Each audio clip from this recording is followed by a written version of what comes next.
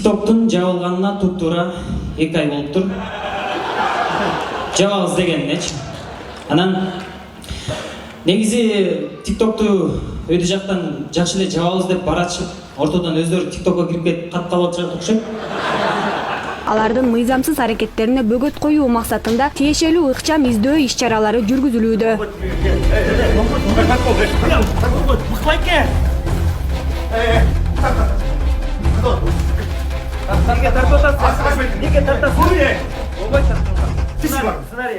Бияқта не істейсіңдер?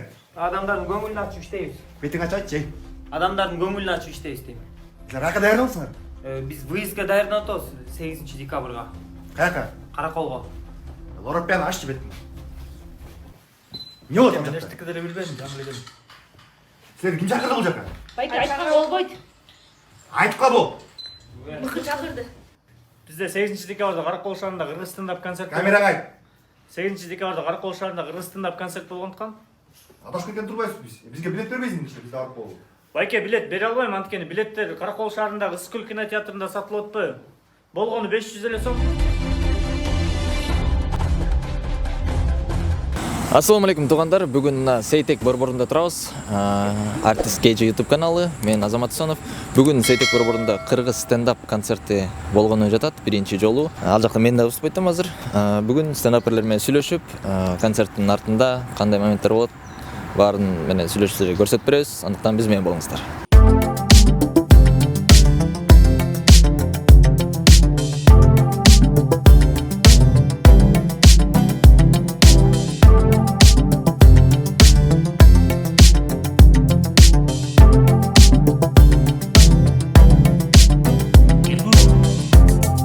Алмаз Аманбаев өзүнүн материалын микрофонго айтып текшерип атат. Тина пародия кылып атат. Алдынан тартсаң, алдынан. Өткөрдө бага Осло бирөө чалды. Сен кону келесиң бирөө. Эй, дедим.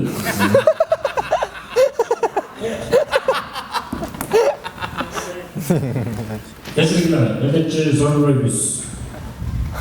Жакшы эле болот экен, а? Assalamu alaikum.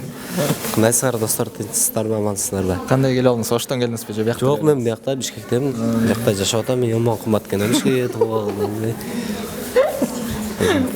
Квартиралар кымбаттап кетип, продукт кымбат экен, кантип жашап атасыңар тууган. Атам сыныфы 36 бери барлык бизнесин баштап, 4-жылда банкрот болуп калган. Даярдык кандай болду? Даярдыктар жакшы, Кудай буйрса жакшы даярдандык. Колдон келишинче жаздык шуткаларды. Эми көрөбүз, эл кандай кабыл алат. Бүгүн стендапта пародия болобу? Жок, пародия болбойт. Урматтуу туугандар, Өзүбүз эле анан болбой баратса кошо бересиң го. үкөлөрү, инелери, агалары. Ушуну менен силерге арналган апокесердүүбүз бүттү. Давай өчүр камераны, Артуста Самат Эркинбеков байкебиз отурат. Азыр стендапка даярданып атат. Аябай эч кимге көңүл бурбай өзүнүн тексттерин айтып, кайталап, катуу даярдап жүрөт. Саматбек менен да кичине сүйлөшүп көрөлү. Саматбек даяр кандай болду? Барыңар жаңы жылга белек алгыңар келет. А бизге белек берип, кубандырган жагат. 31 декабрга чейин гана Сайма ар бир абонентине 6 ай бою акысыз интернет менен телевидение тартуулайт.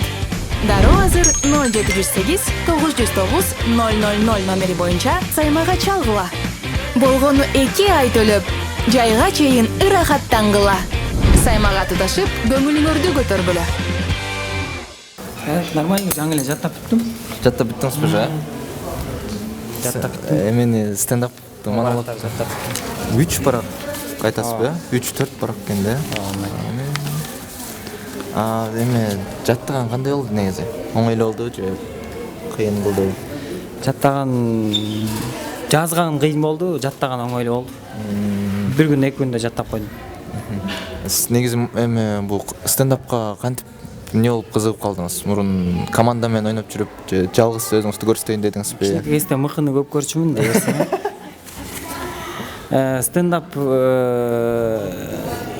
Стендапты мындай азыр хобби катарында мага жагат. Сахнаны сагынган үчүн, анткени тамашоо көптөн бери болбой калган. Ошол тамашонун ордуна биз баары бир ошентип чоңоюп турбуз. Баягы эл менен контакт болуп, эл алдына чыгып, ошо күлдүрүп, анан ошондон алыстап кеткендиктен бул стендап, кыргыз стендап дагы жакшы болду. Ошо элдер менен жолугуп, кайрадан мындай живой сүйлөшүп, живой общение, юмор ошол өзүбүз билген. Анан жалгыз тамашалагандагы бул аябай жакшы экен да. Эгер тамашаларың жакшы өтүп атса, элдерге кайф экен да. Мен мондай кийин чыккан стилим кандай экен? Мен мындай кийинип алганыма көп таң калбай эле болом. Мен ак өргөдө жашабай калгам азыр. Билинка Ахунбаева да ак кеменин жанында жашап атам, ошон үчүн. Кош келдиңиздер. Ассаламу алейкум. Ушу стендапты жакшы раскачка кылып, анан гастролдоп, анан чоң акча табайын деп атам да. Силерде деле болобу? TikTokко бир кирип чыганчы деп, кирип кайра чыксаң, уже күз болуп кеткен болот го. Тойлорго дагы стендап монолог менен чакырып калса чыгат белеңиз? Жок, тойлорго чыкпайт элем. Анткени тойго стендап болбойт. Мен өзүм той алып барып жүрөм, постоянно тойдун эмесин, атмосферасын билем, бирок тойдун атмосферасына стендап жарашпайт. Концерт жакшы, концерт эле жакшы. Вот стендапта Же болбосо студенческий жанагындай посвящениялар болобу, ушундай концертный залдардын ичиндеги бир праздниктер болсо можно. парадис болуп, ар кимде турап, политиктерди турап жүрөсүң, анан ошолордон бир звоноктор болобу? Мени мындай турап коюпсуң, мен антпейт элем, же туруп эле койчу деп. Мен номерин алмаштырып турам да. Эле тандый берсең. Жок, чалуулар болгон жок. Болгон жок. Акы эме мындай тамашандар чеги менен, орду менен жазып берсең эч нерсе дейт тамашалап. Өзүңөр эме ойлойсуз, кандай ойлойсуңар ошол пародияларды, тиги прототиптер, оригиналдары көрөбү, например, мотивди туруп атканда, мотив ошол роликтерде Көрөт. Мисалы үчүн ошол бир депутат айткан 3-4 жыл мурун, ошо сенин сороме жемектүү тураганың өзүнө жагат экен, көрүп күлөт экен депчи. Ошону көргөм. Анда экс-президентибиз Сооронбай Шарипович эметчи экен да, көрчү экен. Анда Нурлан Мотоев мырза деле көрсө керек. Ооба. Ал бирок нервтенсе керек. Могу келе соңу көрсөм мойнун жылам Десе керек. Чоң рахмат барыңыздарга.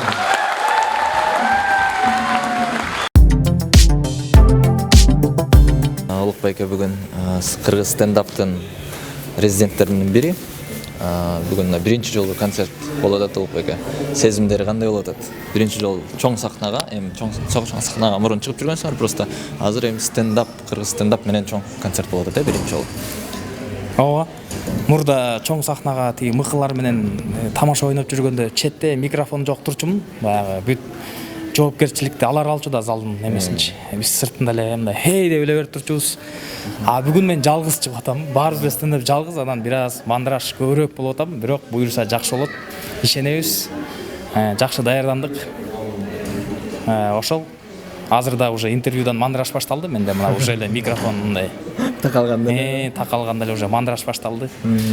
Үйгө качып кетким келип атат. Үй бүлөлүү жигит Улукбек Төлөмишев.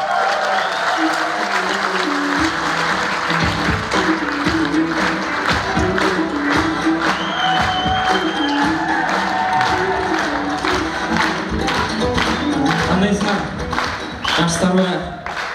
Мыкы мени эмне деп кетти? Негизи мыкы мен менен аялым үчүн эле катышып жүрөт. Аялыма кызып жүрөт негизи, болбосо дос деле эмеспиз. Аялыма доказывать этишим керек, мен кыйынмын деп. Ошол аялым үчүн эле чыгып атам бүгүн. Ошо күлдүрө албайсың деп эле шыңдай берет үйдөн чал. Ошол үчүн эле чыгып атам. Ошону бүгүн көрөт экенбиз да, жеңеше келет да концертке. Жеңең келет, ошо кайын журтум да келет, кайненем келет, ошо аларга дагы мындай. Мен кыйынмын деп көрсөтүш керек. Күйөө балаңар мен сыймыктан кыла депчи. Сөз. Анда Улукбайкенин кайын журту, жеңеше Улук Төлөмишев менен сыймыктан кыла. Кайын журт ишет беришти мага бүгүнчү. Силерге рахмат кагылайын кайын журт.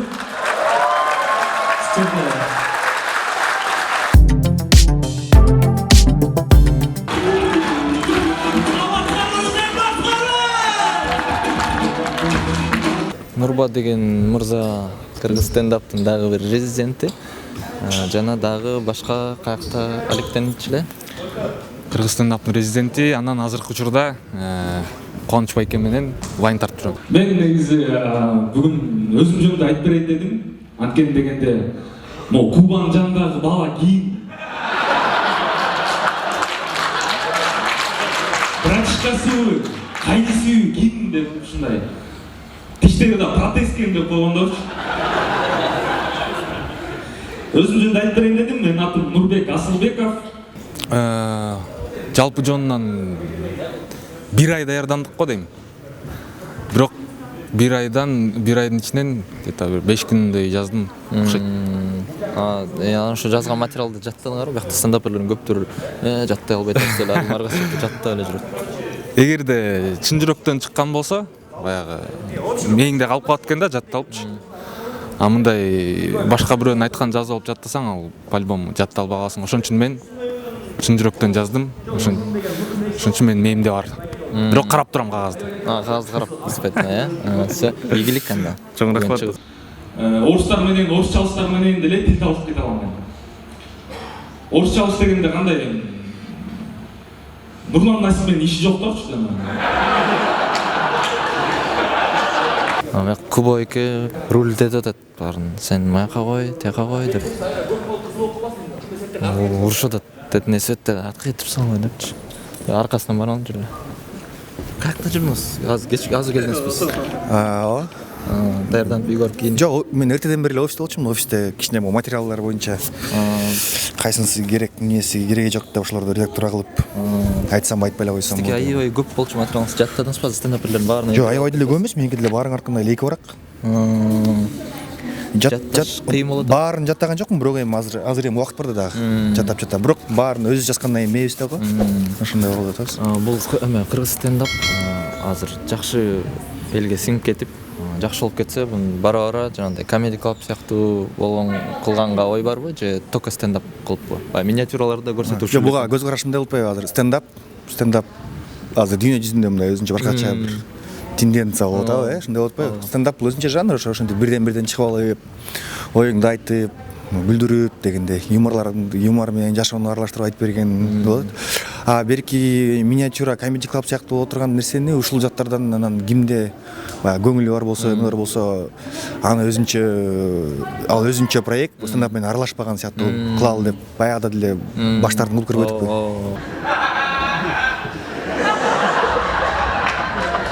Ал эми 3-чү бөлүктөгү уйкучулар, булар деген шунчалык башкача адамдар, сейрек кездешүүчү адамдар. Булар деген эч ким билбеген, эч ким таппаган жерде өздөрү таап барып ошо токтоп калышат да. Мындай адамдар даже ГКМБ таба албайт го дейм. Бара-бара тойлорго монолог менен чакырып калса кандай болот? Барасыздарбы тойлорго стендап менен выступать эткен? Негизи тойлордон кутулганыбыз азыр эле болбоду. Тойлорго кирип кетип, ушундай нерселер калып калбады беле. Ошон үчүн кайра кирип кетип, анан стендапта жок калбай, ошон үчүн концерттер стендапты өнүктүрө берели. Тойго бошобой, стендап концерттерди бүт ар кайсы областтарга коюп, башка мамлекеттеги кыргыздарга алып барып коюп, ошондон бошобой калсак аябай сонун болмок. Бирок тойго $10,000 беремиз кантип бересиң да. КВНде командада көп ойнобой калып, анан бурчта туруп калгандар кийин стендапер болуп кетет да, шундук жарып, жалгыз чыгып, өздөрүн жалгыз көрсөтүп, катуу чыгып кетишет депчи. Ошо ойго кандай карайсыз? Ал ойду билбейм, ал ойду мен биринчи жолу угуп атам. Эми ал деген орустарда деле азыр последний раз бир подкастта Сабуровтордон деле сөз бар экен го. Стендаперлер КВНди жаман көрөт экен депчи. Анан жок, стендапты деген КВНди жаман көргөн стендаперлер алар баары эле КВНден баштаган да. Мен билген кыйын стендаперлердин баары эле КВНден баштаган, эми бирок КВНдин чоң эликке жетишпесе дагы чоң ийгиликке чыгат да. Эми бул вопрос сахна артындагы вопрос да. Эң башкысы ошол сахнада зрительдин алдында эме деп сүйлөйсүң. Сен бизде деле азыр электрик байкке келип 2-3 чыгарма 2 жол чыгып жарып азыр даже стендаперлер өзүбүз ошол байкке кандай чыгат деп күтө турбайсың. Ооба. Залдын так ортосуна бир чоң кожаный кресло коюп, ошого отуруп туруп, мыкка микрофонду карматтырып сүйлөйүн деген. Мыкты макул болбой койду.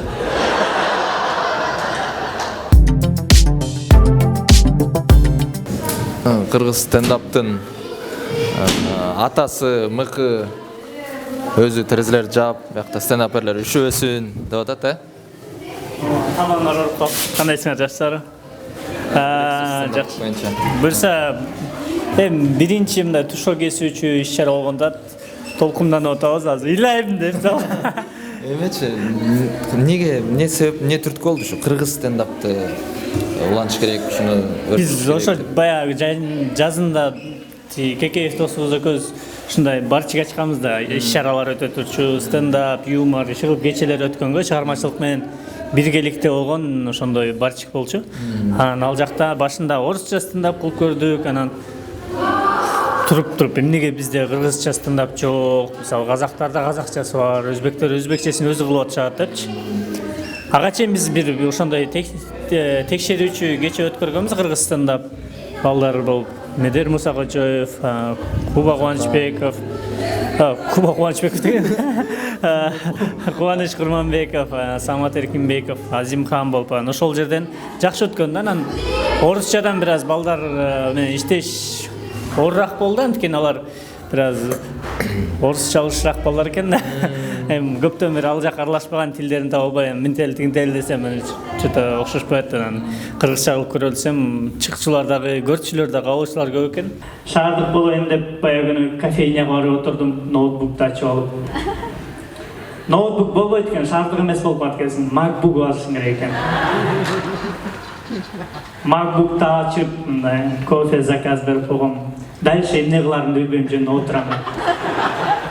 Кыргыз стендапты алып чыгып атат, ошо мыкы молодец деп, мен культурадан ушун кыргыз тилин алып чыгып атат деп эчтеке бир нерсе куттуктап же молодец деп да койбой элеби? Кийин кышкы фестивалда бир келип ардак грамота өркөтүшсө керек. Эми биз кылганыбыз, кызматыбыз элибизге эч кандай бир медаль үчүн же грамота үчүн иштебейбиз. Болгону эми колубуздан келгенди жаштарга кандай сабыбызды кошуп атабыз. Өзүбүздүн дагы кайфыбыз бар бул жерде. Өзүбүз дагы ушундан сахнага чыгып элдер менен күлдүргөндөн рахат алабыз десек жаңылышпайм.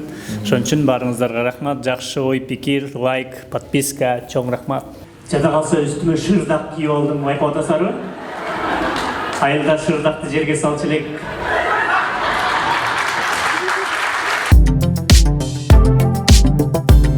Көп стендаперлер бияктан коркуп атат. Бияктын материалы аябай күчтүү болуп, баарыбызды утуп кетеби деп. Ичиге бир нерсе бар бекен. Жок го дейм, эч нерсе жок. Анда теңер экөөбүз деп коеюн. 3 жылдан бери фотограф болуп иштейм. Мен мисалы адамдардын ракурстарын билем да, мына Байкесин рабочий странасында оң жагыбызда экен, ал эми бул жердин рабочий странасы мисалы сол жагында экен. Бирок канча жолу сүрөткө түштүм, өзүмдүн рабочий странам баякта экенин билбей койдум. Ушул акыркы сүрөтүндө байкап калдым, көрсөм менин рабочий странам арт жагымда окшойт. Байкадыңар да? Стендап форматты эмне болуп жагып калды сизге? Мен негизи эле 2018-ден бери ушул чөйрөдөмүн. Башында тамашо ойночубуз баарыбыз эле. Тамашодон кийин токтогондо айла жок фотограф болуп кеттим. Андан кийин стендап кыргызчасы ачылыптыр. Мурда эми орусчасына барып турчумун, бирок ал убакта мен көрүүчү болчумун. Анан кыргызчасы ачылыптыр дегенде эле биринчилерден болуп эмес, экинчилерден болуп келдим окшойт. Ошодон бери ушул жактабыз, буйруса до конца баралы. Мыкты Кыргызстан, мыкты стендапер айымдар. Эми Кыргызстанда эле эмес, балким Казакстанга, мындай Орто Азияга да чыккан стендаперлерден бололу, буйруса. Буйруса, ооба, тилекти алдыга алысыраак ар кандай иштеш керек да. Дагы бир резидент кыргыз стендаптын. Улукбек Шакиров.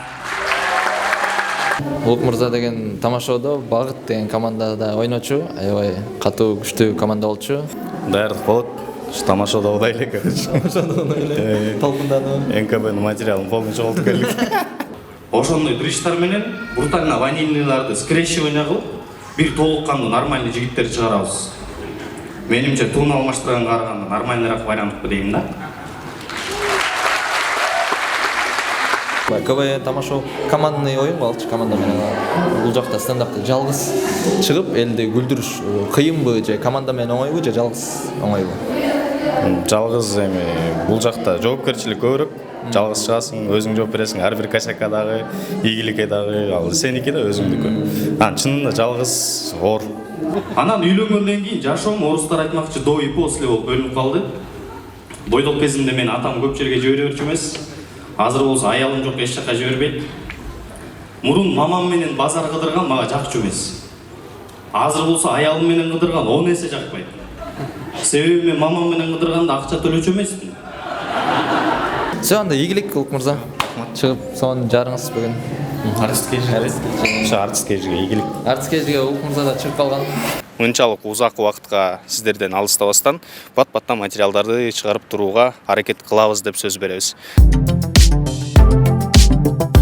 Кыргыз стендаптын резиденти Темирлан мырза турат. Assalamu alaikum Темирлан мырза. Бүгүнкү даярдык кандай болуп атат? 5 күн даярдандым. 3 шутка жаздым. Ошо. Экөөсүн айтсам, ошо бирөөсү кирип берсе, разы болот элес. Кантип жазганды үйрөндүңөр ушу стендап форматында? Стендап форматын негизи эле өзүм жаш кезимден эле кызыгып, элдерди күлдүрүп ошентчүмүн. Анан кийин тамашоого катышам деп жүрдүм, бирок жагылып кетти. Анан Мыкы байке стендап аштым дегенден сторисинен көрүп, катышып жазып, өзүмдүн стендапер экенимди билдиңиз. Стендапер экенимди билейин дедим. Мен эчтеке сүйлөбөйм деп аткан Роза бияка келип алып акырын жашынып алып даярданып атыптыр. Саламатсыздарбы? Кутмандуу кечиңиздер менен. Азыр жаттап атам. Жумуштан чыгып. Жумуштан чыгып келдиңиз. Мен работающая женщина мында. Бала чака жок. Кыргыз стендапта резиденттердин бири Баха байке деген бар. Улуу байкебиз, баарыбыздын аксакалыбыз. Ошол байке сизди жактырып жүрөт экен. Ошого кандай карайсыз? Стендапка чыкпайм деп тырышып туруп алдым эле. Муты бир шаурма түшөс менен коюп берем деп барам чыгарды. Ага, мындай башкачараак карайт окшойм. Неге? Себеби эми кандай десем экен.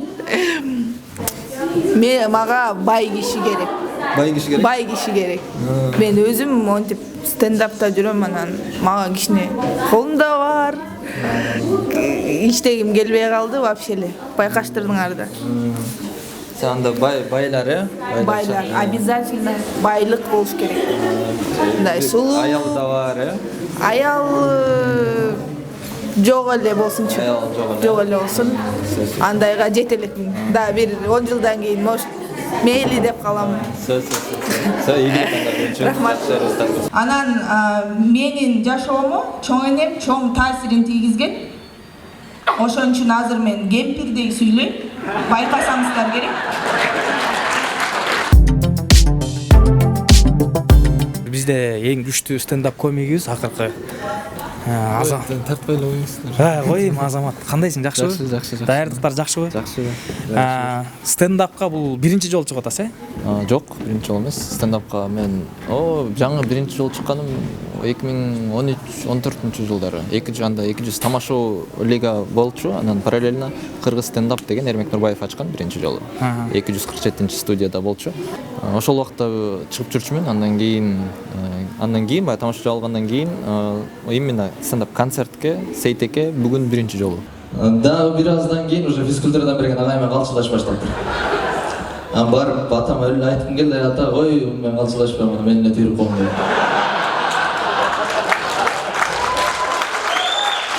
Бул кыргыз стендапта максатыңар эмне, элге эмне оюңар жеткизиңер келип атат? Максатым элге эчтеке ой жеткизгим келбей эле. Именно өзүңдүн позицияң, Ооба, өзүмдүн позициям. Мен элди жөн эле күлдүрүп, жакшы маанай тартуулап эле, элди жакшы маанай менен узатуу эле да. Психолог бардым. Психологко негизи мен психтер эле барат экен деп ойлочумун да. Барып келгенден кийин оюм өзгөргөн жок. Чын эле психтер барат экен. Анткени психтер эле 5000 сом бир сеанска, 1 саатка 5000 сом төлөйт деп турабы? Жыйын тиме жок. Просто бул жерде менде ой кетти да. Бул кыргыз стендап азыркы жаштарды кыргыз тилге чакырабызбы деген да болуп атабы ушул жерде. Анткени бул орустардан, американецтерден чыккан нерсе да. Ооба, мунун андай жагы да позициясы бар. Кыргыз стендап менен биздин баарыбыздын эле вот выступать этип аткандардан өзгөчө вот Мыкы мырзанын салымы чоң болуш керек. Кыргыз тилинечи. Анткени вот азыр если кыргыз стендап аябай элге сиңип жакшы популярный болуп кетсе, бул көп эле салым кыргыз тилин өнүктүрүүгөчү. Жакшы экен анда. Барыңыздар кыргыз стендапты колдоңуздар, кыргыз тилге салым кошолу, балдарыбызды кыргызча сүйлөтөлү. Кыргызстанда проблемаларды биз баягы через юмор аркылуу жеткизебиз, туурабы Азамат?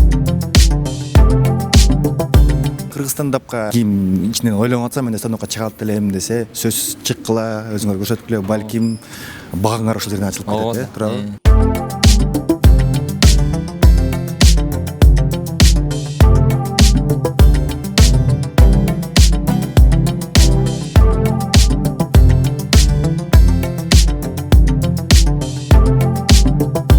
Бүгүнкү концерт сиздерге жакты деген ишеничтебиз. Үйүңүздөргө аман эсен жетип алыңыздар. Чоң рахмат! Алардын мыйзамсыз аракеттерине бөгөт коюу максатында тиешелүү ыкчам издөө иш-чаралары жүргүзүлүүдө.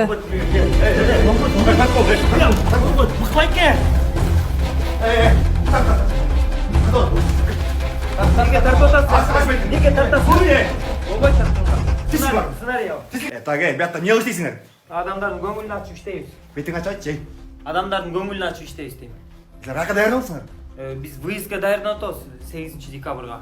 Каяка? Караколго. Лоропяны аччы бетиңи. Не болот ам жакта? Эчтеке деле билбедим, жаңылдым. Силерди ким чакырды бул жака? Байке айтканга болбойт. Айтып бул. Мыкы чакырды. Бизде 8 декабрда Каракол шаарында кыргыз стендап концерт. Камерага айт. 8 декабрда Каракол шаарында кыргыз стендап концерт болгондуктан Адашып кеткен турбайсызбы биз? Бизге билет бербейсиңби биз барып болу? Байке билет бере албайм, анткени билеттер Каракол шаарындагы Ысыкөл кинотеатрында сатылып атпайбы? Болгону 500 эле сом.